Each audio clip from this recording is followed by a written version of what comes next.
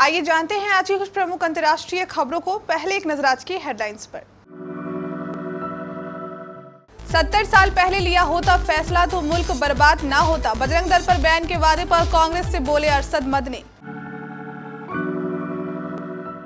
बृजभूषण सिंह का बड़ा ऐलान, विनेश फोगाट और बजरंग पूनिया के सामने रखी ये शर्त। नॉर्थ ईस्ट को मिलने वाली है पहली Vande Bharat express. Guwahati New Jalpaiguri route पर हुआ ट्रायल रन। तूफान बिजली की चपेट में पूरी हावड़ा वंदे भारत एक्सप्रेस डैमेज होने के बाद आज ट्रेन कैंसिल। 2000 के नोटों की वापसी से किसे ज्यादा नुकसान किया, रियल एस्टेट डेवलपर्स पर पड़ेगी मार। फिर ना कहना कि गुरुजी ने हमारी पोल खोल दी, धीरेन्द्र शास्त्री ने किसे दिया चैलेंज।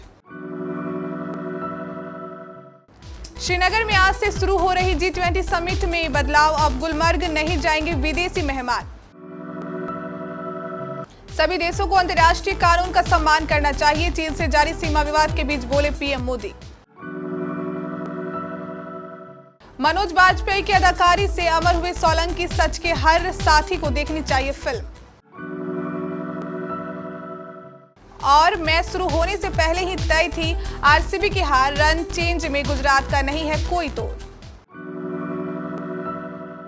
मुंबई के आजाद मैदान में जमीयत उलेमा-ए हिंद के अधिवेशन में मौलाना अरशद मदनी का नया बयान सामने आया है। उन्होंने बजरंग दल को फिरका परस्त की जमात बताते हुए कहा कि कांग्रेस ने इसे बैन करने का फैसला 70 साल पहले लिया होता तो देश बर्बाद न होता। उन्होंने कहा कि कांग्रेस में भी कुछ सांप्रदायिक ताकतें थी जिन्होंने देश का बड़ा नुकसान किया। जमीयत उलेमा-ए हिंद के अध्यक्ष सैयद अरशद मदनी ने कहा, कांग्रेस पार्टी ने अपने घोषणा पत्र में फिरका परस्त की जमात बजरंग दल को बंद करने की बात कही थी। अगर उन्होंने ये फैसला 70 साल पहले लिया होता तो मुल्क बर्बाद ना होता।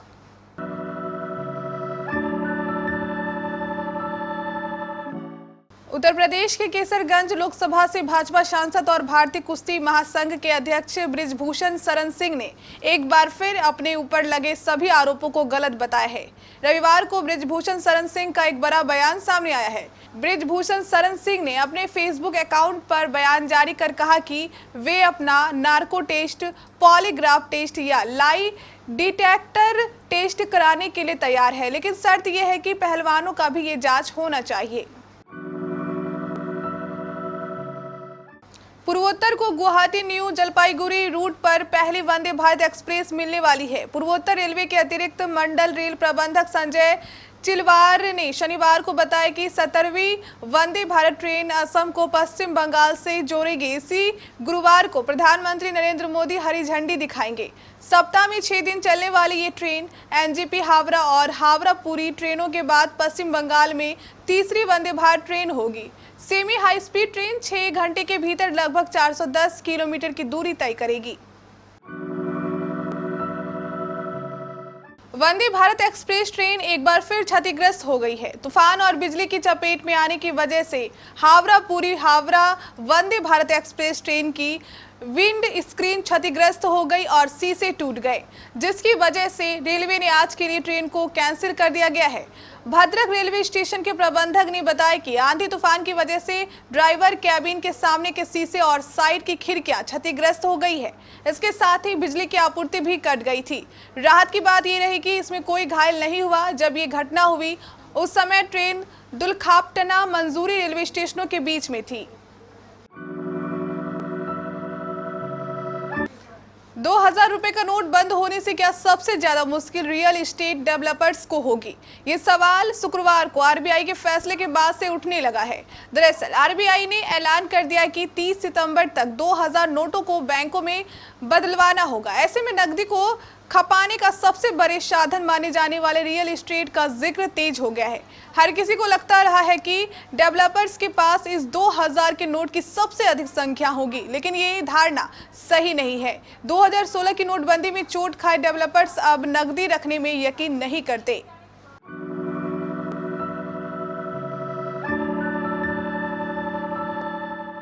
मध्य प्रदेश के सागर में पिछले 3 दिनों से चल रही बाबा बागेश्वर सरकार की हनुमंत कथा का आज आखिरी दिन है।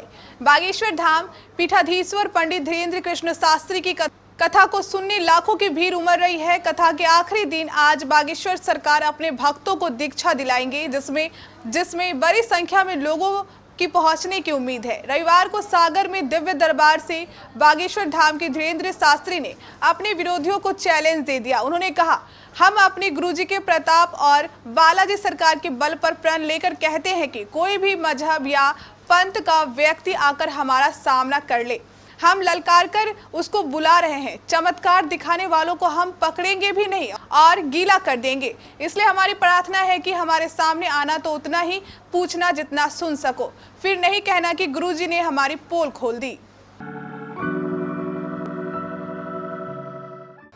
जम्मू कश्मीर के श्रीनगर में आज से शुरू होने वाली G20 टूरिज्म वर्किंग ग्रुप की बैठक को देखते हुए सुरक्षा व्यवस्था कड़ी कर दी गई है। शेर-ए-कश्मीर कन्वेंशन सेंटर में आयोजित होने वाली इस बैठक के लिए मरीन कमांडो से लेकर NSG तक की तैनाती हो चुकी है। इस बीच कार्यक्रम में बड़े बदलाव की बात सामने आ रही है। दरअसल टूरिज्म वर्किंग ग्रुप सम्मेलन में भाग लेने आए विदेशी मेहमान अब बारामूला के गुलमर्ग नहीं जाएंगे।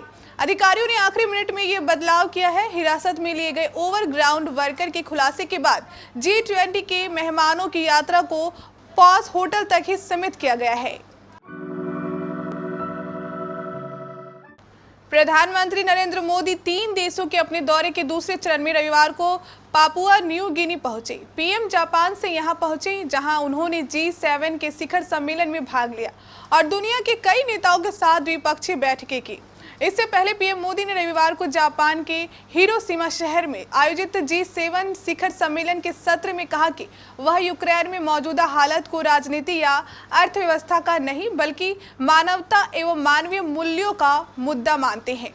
उन्होंने अंतर्राष्ट्रीय कानून, संप्रभुता और क्षेत्रीय अखंडता के सम्मान के लिए सभी देशों का आह्वान किया। यह देश संतों का देश है। संतों पर इस देश के लोगों की अटूट श्रद्धा भी रही है। उन पर एक विश्वास होता है आमजन का कि वह कुछ गलत नहीं करेंगे, ठीक वैसे ही जैसे अपने परिवार में सगे संबंधियों पर एक विश्वास होता है। फिल्म सिर्फ एक बंदा काफी है के उपसंहार का एक दृश्य है, जिसमें वकील सोलंकी अदालत के सामने अपनी जिरह का आखिरी हिस्सा पूरा कर रहे हैं। वह शंकर और पार्वती के संवाद का दृष्टांत देते हुए बताते हैं कि पाप, अति पाप और महापाप क्या है। रावण ने सीता का अपहरण किया, यह अति पाप है। बीते रविवार को IPL 2023 का आखिरी लीग मुकाबला रॉयल चैलेंजर्स बेंगलोर और गुजरात टाइटंस के बीच खेला गया। फाफ डू प्लेसिस की टीम के लिए यह मैच करो या मरो से कम नहीं था। दरअसल अगर RCB इस मैच में जीत लेती तो वह सीधे प्लेऑफ में पहुंच जाती, लेकिन गुजरात ने इस मैच में बेंगलोर को 6 विकेट से हरा दिया। इसके साथ ही लगातार 16वें साल RCB का खिताब जीतने का सपना भी टूट गया। RCB ने इस मैच में पहले खेले के बाद विराट कोहली के दमदार शतक की बदौलत 20 ओवर में 197 रन बनाए थे। इसके जवाब में गुजरात टाइटंस के लिए सुमन गिल ने शतक लगाया और अपनी टीम को 5 गेंद पहले ही मैच जिता दिया।